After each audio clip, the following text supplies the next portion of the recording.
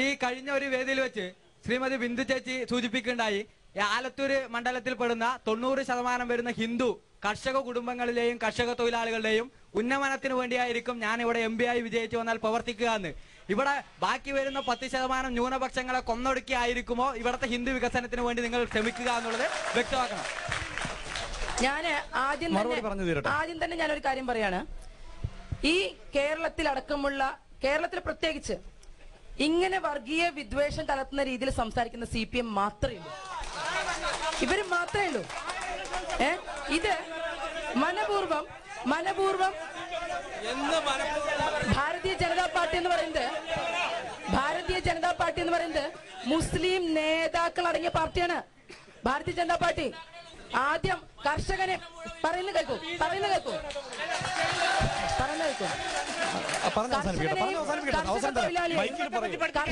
കർഷക തൊഴിലാളിയെയും ജന്മിക്കെതിരായി സമരം ചെയ്യിപ്പിച്ചു. ഈ കർഷക തൊഴിലാളിയെ കൊണ്ട് കർഷകനെതിരെ സമരം ചെയ്തപ്പോൾ കർഷകന്മാരെ ആത്മഹത്യ തുടങ്ങിയത് വ്യക്തമാണ്. ഇത്തരത്തിലുള്ള വികലമായ നയപരിപാടികളുള്ള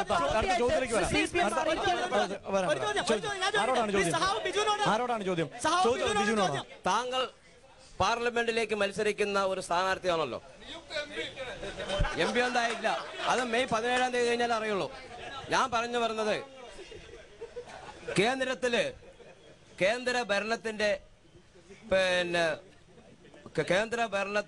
നേട്ടമല്ല, സംസ്ഥാന ഭരണത്തിന്റെ നിലനിൽപ്പിനെ കുറിച്ചിട്ടായിരിക്കും ഈ തെരഞ്ഞെടുപ്പ്. സംസ്ഥാനം ഭരിക്കുന്നതിന്റെ ഭരണത്തിന്റെ നേട്ടവും കോട്ടത്തിന് വിലയിരുത്തിക്കൊണ്ടാണ് ഈ തെരഞ്ഞെടുപ്പ് എന്ന് ബഹുമാനപ്പെട്ട പാർട്ടിയുടെ സെക്രട്ടറി ശ്രീ പിണറായി വിജയൻ പറയുകയുണ്ടായി.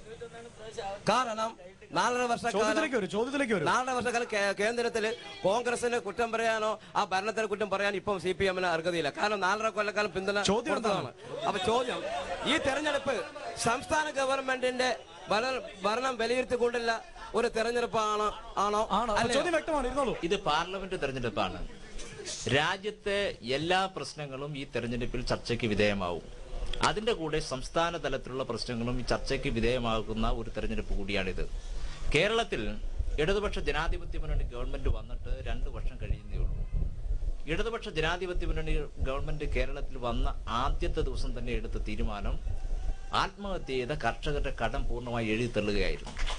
അതിനുശേഷം കാർഷിക കടാശ്വാസ നിയമം, അതുപോലെ വിത്ത് സംരക്ഷണ നിയമം, അതേപോലെ നെല്ലിന് താങ്ങുവില പ്രഖ്യാപിച്ചത് 3 തവണ. അങ്ങനെ കാർഷിക മേഖലയിൽ UDF ആയിരുന്ന സമയത്ത് 951 കർഷകർ ഈ കേരളത്തിൽ ആത്മഹത്യ ചെയ്തെങ്കിൽ സഖാവ് VS-ന്റെ നേതൃത്വത്തിലുള്ള ഗവൺമെന്റ് കേരളത്തിൽ വന്നതിനു ശേഷം ഒരാൾ പോലും അവരുടെ ജീവൻ ബലികൊടുക്കേണ്ടി വന്നിട്ടില്ല എന്നതുകൊണ്ട് ഇടതുപക്ഷത്തിന് അനുകൂലമായി, സർക്കാരിന് അനുകൂലമായി തെരഞ്ഞെടുപ്പിൽ ജനങ്ങൾ വിധി എഴുതാൻ പോകും. നിങ്ങളിവിടെ പറഞ്ഞു തൃശ്ശൂരിൽ നിന്ന് ഞാൻ ഈ മണ്ഡലത്തിൽ ജനിച്ചു വളർന്ന ആളാണ്, വോട്ടറാണെന്ന് നിങ്ങളിവിടെ പറഞ്ഞു.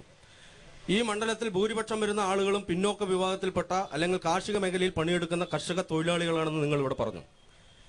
പക്ഷേ LDF ഗവൺമെന്റ് ഈ രാജ്യത്തെ പിന്നോക്കം നിൽക്കുന്ന BPL-ൽ ഉൾപ്പെട്ടിട്ടുള്ള ആളുകൾക്ക് ഇവിടെ ഇപ്പോൾ 2 രൂപയ്ക്ക് അരി കൊടുക്കുന്നതിന് വേണ്ടിയിട്ടുള്ള തീരുമാനം എടുത്തു കഴിഞ്ഞിരിക്കുക. അപ്പോൾ കോൺഗ്രസ്സുകാര് നിയമസഭയിൽ പറഞ്ഞത് 1 രൂപയ്ക്ക് കൊടുക്കണമെന്നായിരുന്നു. എന്നാൽ ഇപ്പോൾ നിങ്ങളുടെ കോൺഗ്രസിന്റെ പാർലമെന്റ് തെരഞ്ഞെടുപ്പുമായി ബന്ധപ്പെട്ട് അവിടെ ഇറക്കിയിട്ടുള്ള പ്രകടന പത്രികയിൽ പറഞ്ഞിട്ടുള്ളത് ഞങ്ങൾ അധികാരത്തിൽ വന്നാൽ 3 രൂപയ്ക്ക് അരി കൊടുക്കുമെന്നാണ്. പക്ഷേ ഒരു കാര്യം ഞങ്ങൾക്ക് പറയാനുള്ളത്, LDF ഇവിടെ 2 രൂപയ്ക്ക് നിശ്ചയിച്ചപ്പോ നിങ്ങൾ ഇപ്പോൾ 3 രൂപയാക്കുമെന്ന് പറഞ്ഞാൽ അത് കേരളത്തെ വീണ്ടും വിലക്കയറ്റത്തിലേക്ക് തള്ളിവിടില്ലേ? UDF സർക്കാരിൽ നിന്നും ഈ ഭരണം ടേക്ക് ഓവർ ചെയ്തപ്പോൾ, അതായത് ഉമ്മൻചാണ്ടി സർക്കാർ കഴിഞ്ഞതിന് ശേഷം അധികാരത്തിൽ വന്ന അച്യുതാനന്ദൻ സർക്കാർ, നമുക്കറിയാം ആ കാലയളവ്, ഇവിടെ അരിക്ക് വെറും 8 രൂപ മാത്രമുള്ള സമയത്താണ് ശ്രീ ഉമ്മൻചാണ്ടി സർക്കാരിന്റെ കാലാവധി പൂർത്തിയാക്കുന്നത്. അതിനുശേഷം നിലവിൽ വന്ന ഈ സർക്കാർ, അതായത് അച്യുതാനന്ദൻ സർക്കാർ 2-2.5 വർഷക്കാലമായിട്ട് അരിയുടെ വില എത്രയാ? പാവപ്പെട്ടവർ മാത്രം തിങ്ങിപ്പാർക്കുന്ന ഒരു സ്ഥലമല്ലേ ഇത്? 31 രൂപ കൊടുക്കണം.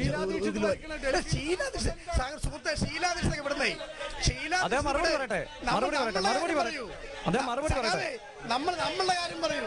31 രൂപ കൊടുക്കണം ഒരു കിലോ വീട്ടിലെങ്കിൽ എങ്ങനെ ഇവിടുത്തെ പാവപ്പെട്ടവർ ജീവിക്കും?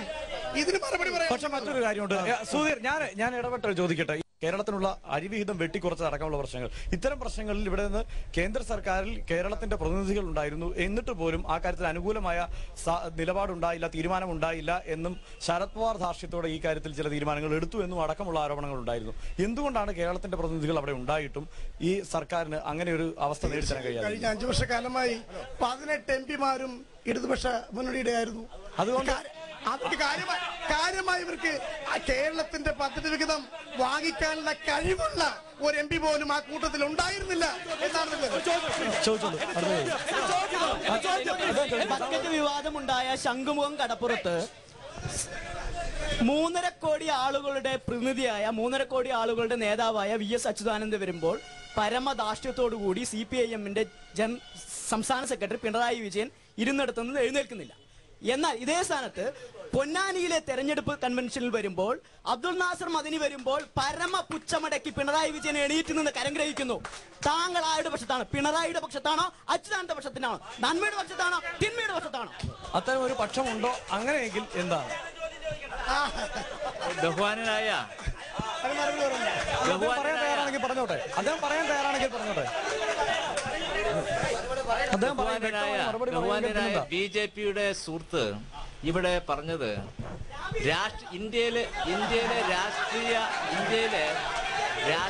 പ്രശ്നങ്ങൾ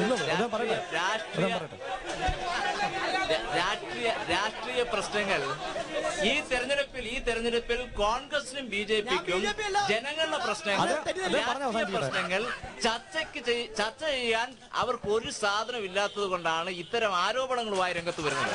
ഞാൻ പറയട്ടെ, ഈ മണ്ഡലത്തിൽ ഇപ്പൊ നമ്മുടെ ദേശീയ രാഷ്ട്രീയം കോൺഗ്രസിനും BJP-ക്കും ഇന്ന് അനുകൂലമല്ല. ഈ മണ്ഡലത്തിലെ സ്ഥിതി അതാണ്.